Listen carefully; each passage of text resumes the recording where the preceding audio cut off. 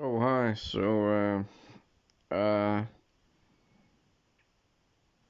I just heard an interview with David Benatar on the Philosopher's Zone. I don't think it was a new one, but maybe new to YouTube. Well, I just heard some stuff that I hadn't heard before.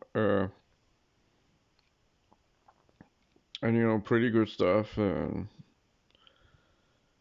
I mean, obviously, I don't mean to challenge that guy in terms of like academic studies.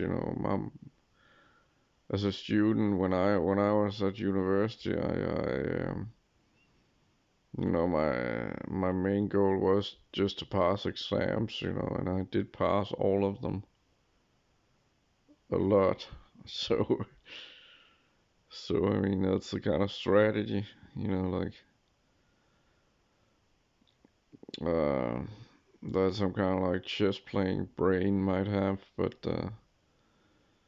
there was one thing I'd like to talk about, and I'm just thinking this out because it's absolutely ridiculous.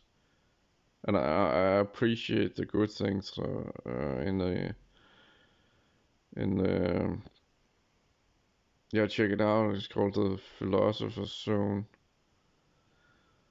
Um, but there was just one thing which is just absolute straw man. That Benatar is saying Epicureanism is like pro-mortalist. Like, I mean, that's just complete bullshit. And like and he also previously he said that um my point is not so much a metaphysical one, it's an axiological one. So he's just saying with that, he's just saying he doesn't want to talk reality, which is metaphysics. He doesn't want to talk about reality. So he's saying the pre-vital non-existence is somehow not the same as being dead. I mean, but I mean, uh,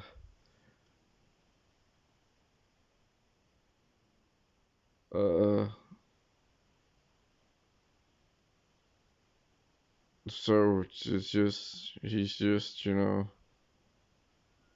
I mean, which is pretty normal in philosophy. Kant says that reality doesn't exist, so lots of people like even saying the world doesn't exist. You know, I mean the word the world doesn't make any sense. The word reality doesn't make any sense. That's normal in philosophy, but I mean obviously it's just complete bullshit because I mean everything looks like before you come into existence is the same as being dead. So I mean that's only the way it looks like it appears, and I understand that it's a useful way to like irritate people with antinatalism, like saying, oh, death is so horrible, which I have done several times because it's a good tool of antinatalism, but I just don't think anyone can seriously like if they really look at the metaphysics that they can seriously say that there's some kind of metaphysical difference between between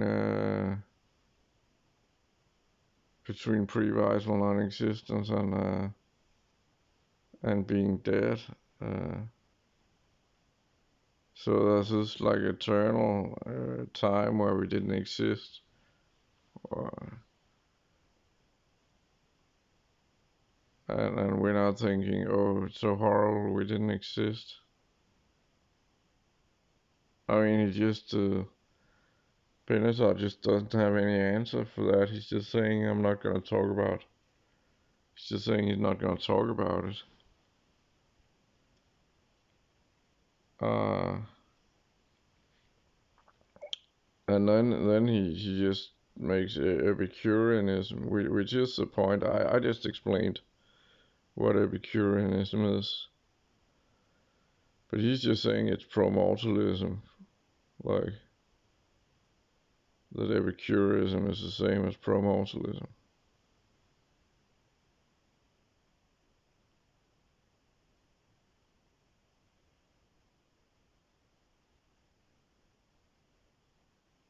Uh,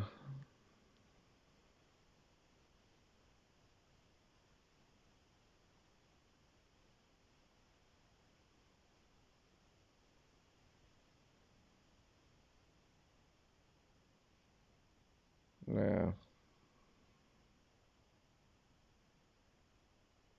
So he was like saying like that.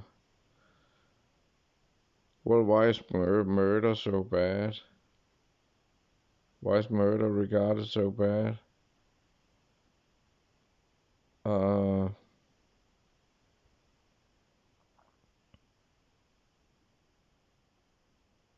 well,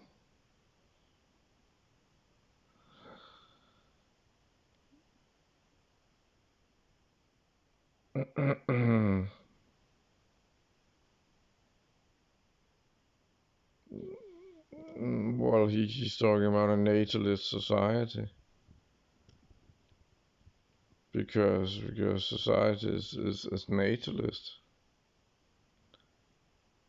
and then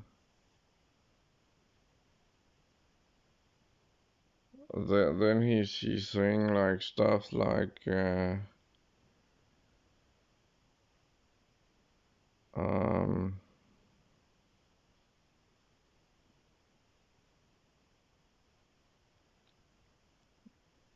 just sorry just I have to think about this. Uh, I just played chess for like 24 hours basically almost, or at least 12 hours in a row or something almost basically. 200 games. I played 200 chess games.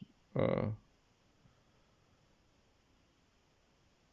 it went pretty well, but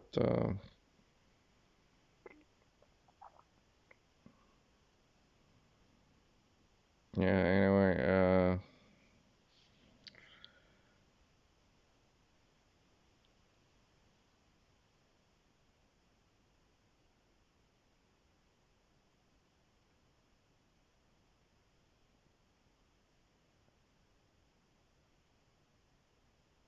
yeah. So he's saying, okay, I got it now. He's saying that's what if there is something horrible about being dead? Uh, uh, then there's a great cost to the person who's dead. But I mean, what the fuck is he talking about? How should you be harmed when you're dead? I mean,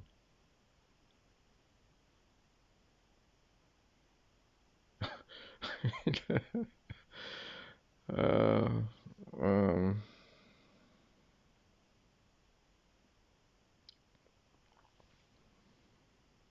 in Ever Your Honesty, he says the opposite. The anonymous author says the opposite. That if we could like experience being dead, we would rejoice and just wonder why we didn't. What we were worried about. There was nothing to be worried about. And William Blake had kind of the same philosophy. I studied William Blake. I mean, he has sort of like that game, that philosophy as well, and uh, I mean, I'm clearly like nitpicking on this topic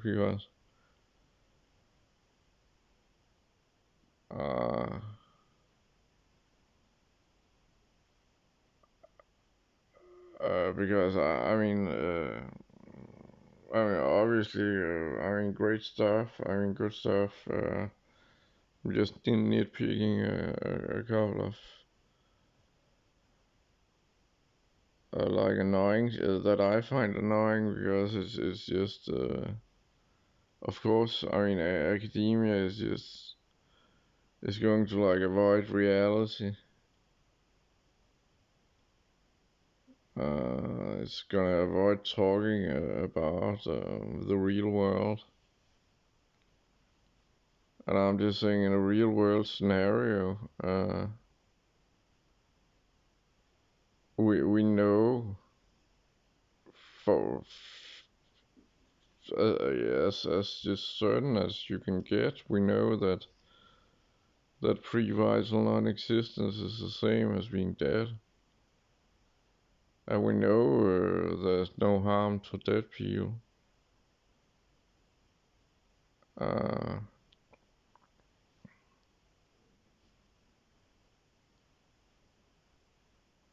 so, but yeah, but clearly let's use it as let's use it to to argue for internationalism. Uh,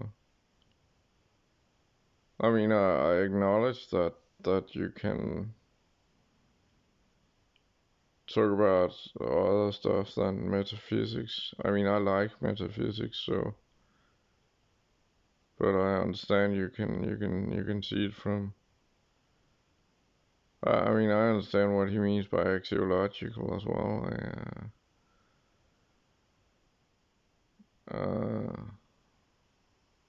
Like,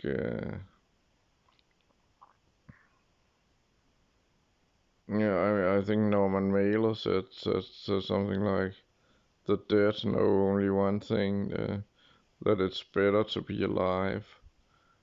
I mean, that's a good example of complete bullshit. Uh,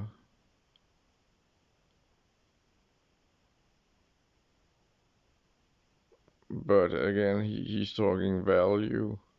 So, like when Bret Easton Ellis is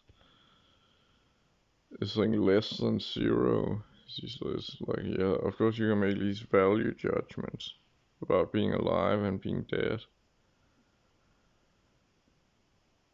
So it's like when the cure says, whatever I do, it amounts to the same, absolutely nothing.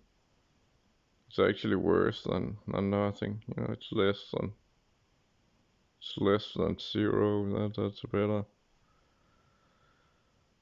that's more precise way of describing reality and life. It's actually worse than nothing. Uh, oh yeah. Anyway, whatever. I was just gonna say that. So he misrepresented Epicureanism there, but I mean it's hard in an interview, short interview and stuff. But I mean it's just again, I mean it's just absolutely ludicrous to say that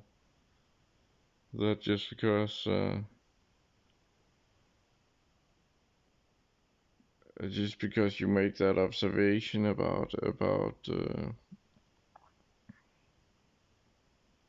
what's going on, that you should somehow be pro murder or pro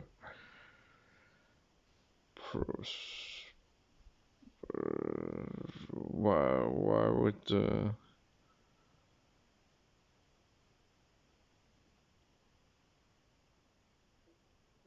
I mean it's just